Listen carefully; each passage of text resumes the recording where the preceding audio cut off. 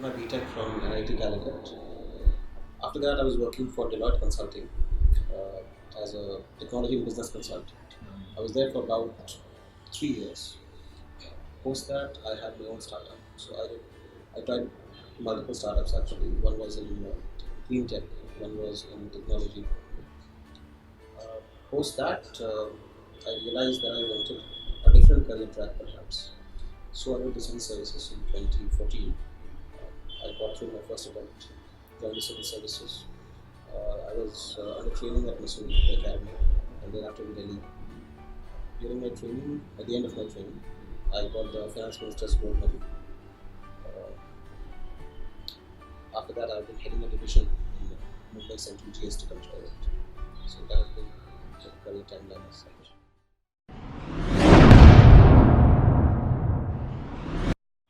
Hello, Mr. Vivek.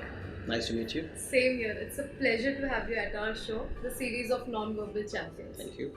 We would like to hear what inspired you to join this line of work. As you can see all around, India is changing at a rapid pace. All of us want to play a role in the nation building. Right? I believe that the civil services is a career path which places you right at the forefront of things. The sheer impact of what we do uh, is unbelievable. So I think that is one reason why I joined the civil service. Also, the angle of public service to it, you get to help people. So that is one more reason. And lastly, I would say it's also a very good career choice. The status that you enjoy in society, the power. People talk about the power of civil service, right? I think it is the power to help people. So that is one more thing which inspired me. So What is the role of Indian Revenue Service?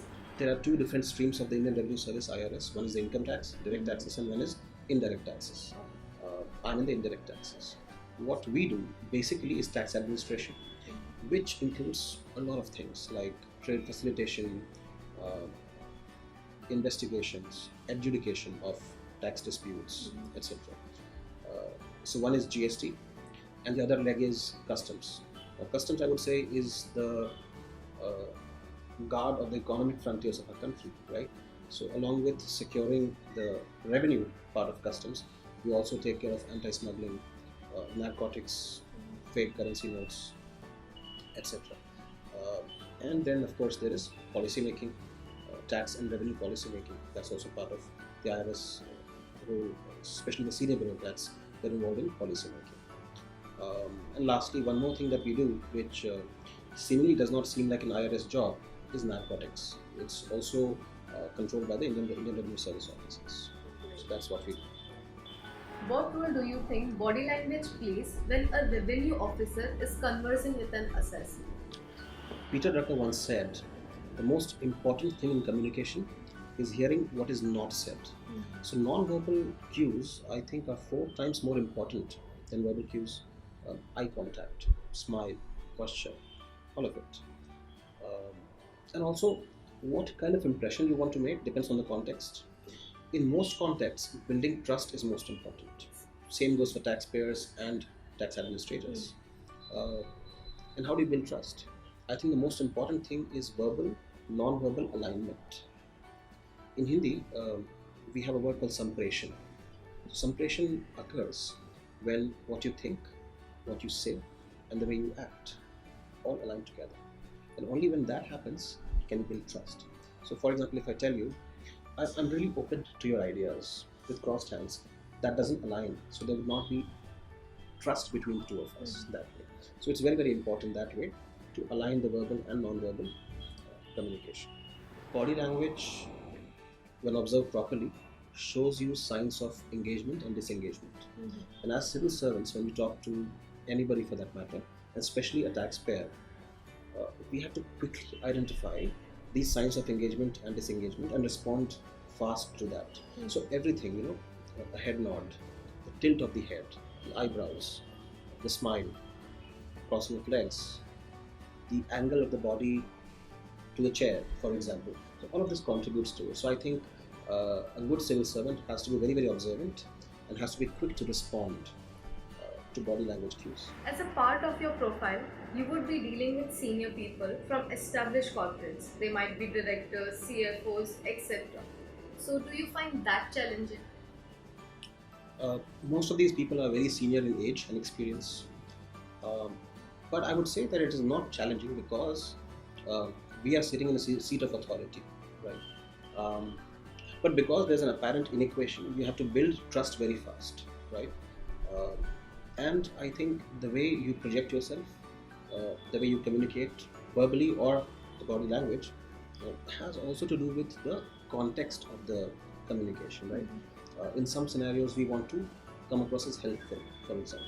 But in some scenarios where a taxpayer is non-cooperative, we might want to come across as authoritative. So we use body language to establish that. For example, now these are very small things perhaps. The chairs in front of the table, I always keep them at a distance from the table, right? That shows that there is a emotional distance. A civil servant has to project that, right? Um, if you want to be helpful, you lean across.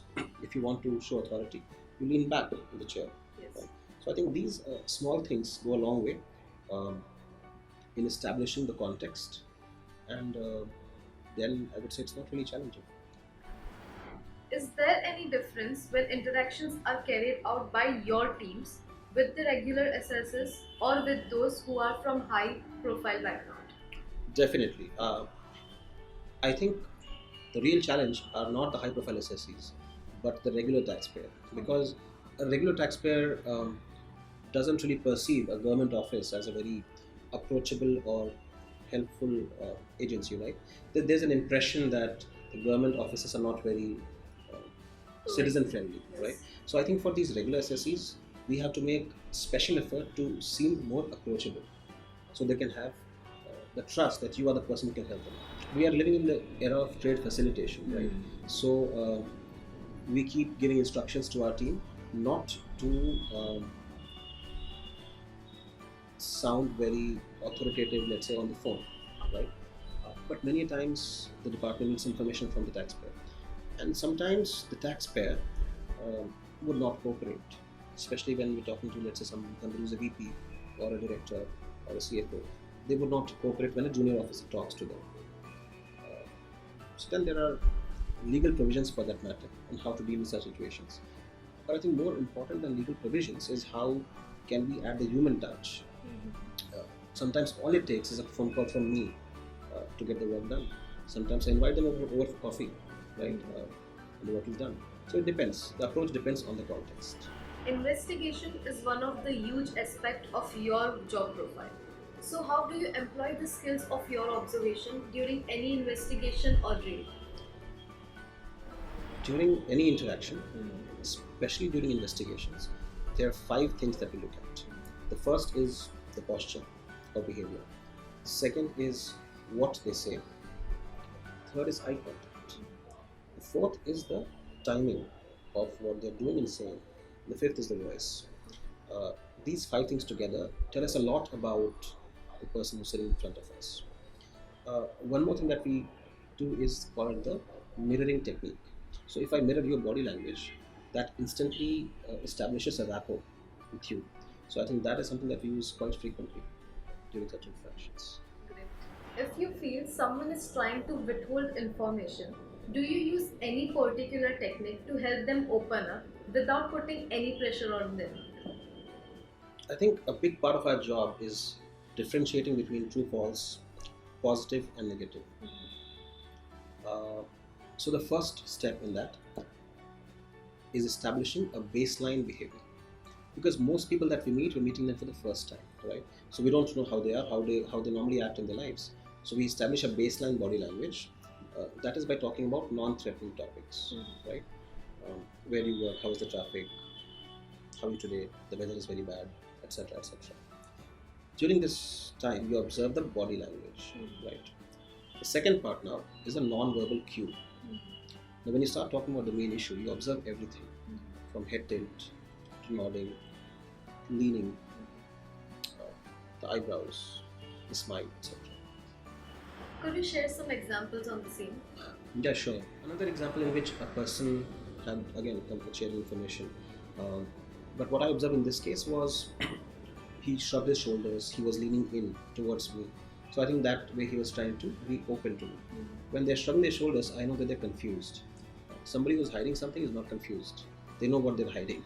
So if somebody is shrugging their shoulders, if it comes naturally, that means they're actually confused. So in such cases, we know that the person sitting in front of us is not really lying, maybe. I also try to observe the feet of people, right? So that's one more reason why the chair is a bit distant from the table, so I can observe how the feet are. If they're shaking their legs too much, they're anxious. When somebody is anxious, that means that either they're hiding something or they're very scared. So you try to make them comfortable and also try to see if they are speaking the truth. So I think trying to form a complete impression, taking cues from all these aspects would give the full picture. How do you inspire your team to perform well? In the government sector, there are some challenges. First thing is communication. There's a lot of hierarchy in government, and hence communication becomes stifled. So I follow an open door policy. Anybody who wants to come and talk to me can come anytime. A lot of work in government happens on files. Now, I believe that is not the best way to communicate with the team. So I believe more in face-to-face communication. So what I do is, whenever I think that something requires more discussion or more face time, I write on the file, please discuss. So the officer comes and talks to me, and then we can write a comment that is for the discussion that took place, such and such decision is taken. The second important thing is motivation. Now, in government, we don't really have a lot of performance-linked incentives, right? So motivating people is a challenge. So I think I personally use a different method, perhaps. Praising the good work done in public, I think that goes a long way. Recognition is important. Second thing is, you appeal to the good in people. Everybody has a good side of the personality. So you appeal to the good in people. And so that takes away the motivation part. And the third thing is leading by example. Whether it's corporate or government, this always holds true. Lead by example. A big complaint people have is government offices is people coming late. When I came here, people used to come quite late. So I tried keeping it in mind, didn't work. So I made sure that I was in office before anybody else came. And in the evening also, I would just get up and everybody left. So that made people more punctual in office. So I think you have to lead by example. You have worked in both corporate sector and government services. Yeah. How is the mindset different? There are quite a few differences. The first and the most apparent difference is hierarchy. It takes much more effort to observe and understand people. It's way too formal. That took some time to get used to. The second is the rules and regulations and processes. They're much more elaborate in government.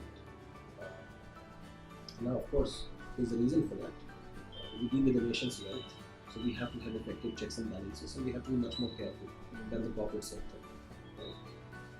The third thing is about change management. In corporate sector, change is very, very quick and very fast, whereas in government, people take a lot of time to understand and accept change. But that also has a reason, right? It is about the impact of what we do is much bigger compared to what, let's say, a decision the corporate sector takes. And hence, I think it is much more important to let the change be slow. So these are the three most important things I can think about right now. Also, is there a difference that you felt in how one needs to communicate in both these sectors? Definitely, there are many differences. The most important thing for a civil servant is patience. A citizen who comes to you, a taxpayer, should feel heard. Second, which is related to this, is paying attention. You should actually be able to connect with the taxpayer. The third is about authority. You have to quickly establish the power equation. Somebody who's around you should be scared of you. Somebody who is an honest taxpayer, let's say, he should feel that you are powerful enough to be able to help them. So this power equation is very important. The government is introducing many new modes of automation. Like in the tax department, more things have become online now. So it reduces the face-to-face interaction. What is your take on that? I would take that with a pinch of salt. In face-to-face interaction, our brain processes a continuous cascade of non-verbal cues And that is very, very important to build trust and, let's say, professional intimacy. Uh, with technology and automation and most things going online, uh, communication suffers because now most information is either textual or the spoken word. Uh, then the brain gets confused, and the communication becomes more of an information. Right? So technology may be a great facilitator and great for sharing information, I say, but to build a good government-citizen relationship, I think face-to-face interaction is very, very important. So I'm all for technology, but I believe we have to find a perfect balance between technology facilitation and face-to-face communication between government and citizens. This is from our end. Thank you. You're truly a non-corporate champion. It's my pleasure. Thank you so much, Nafisa. Thank you. It's a pleasure meeting you. Same here.